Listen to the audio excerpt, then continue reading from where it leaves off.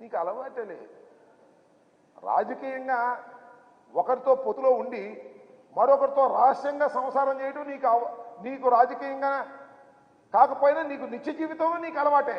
అదే పద్ధతుల్లో ఇవాళ ఇక్కడ బంధం కొట్టుకోకుండా అక్కడికి వెళ్ళి వాళ్ళతో బంధం పెట్టుకొని ఈ బంధం వారిని ఆశీర్వదించమని అడిగేటటువంటి దిగజారుడు రాజకీయాలు చేస్తున్నటువంటి వ్యక్తి ఇవాళ పవన్ కళ్యాణ్ గారని ఈ సందర్భంగా నేను మనవి చేస్తున్నాను. అంతేకాదు ఆ పవన్ కళ్యాణ్ గారి పక్కన ఉంటాడు కదా నాదెళ్ల మనోహర్ గారు, ఏమన్నాడు చూసారా? ఎప్పుడైతే చంద్రబాబు నాయుడు గారిని అరెస్ట్ చేశారో లోకేష్ బాబుని నాయకుడిని చేయాలని మేము ప్రయత్నం చేస్తున్నాం అన్నాడు. మీ బతుకు చెడ. మీ పార్టీ పుట్టింది లోకేష్ బాబుని బలోపేతం చేయడానికా అని అడుగుతా ఉన్నా.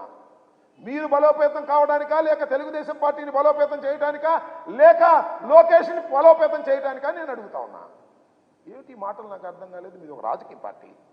మీ రాజకీయ పార్టీ మరొక రాజకీయ పార్టీలో ఉన్నటువంటి ఒక అసమర్థుడైనటువంటి రాజకీయ నాయకుడిని, తిరస్కరించబడినటువంటి రాజకీయ నాయకుడిని బలోపేతం చేయడానికి ప్రయత్నం చేస్తున్నారని నాదెళ్ల మనోహర్ అంటుంటే కాముగా కూర్చున్నాడు పవన్ కళ్యాణ్ గారు. నాకు అర్థం కాల.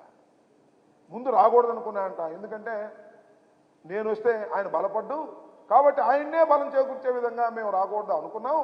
తర్వాత మళ్ళీ రావాలని నిర్ణయించుకున్నాం. మీరు ఎందుకు రాకూడదని అనుకున్నారో, ఎందుకు తర్వాత రావాలని అనుకున్నారో జనానికి తెలియదు అనుకుంటున్నారా?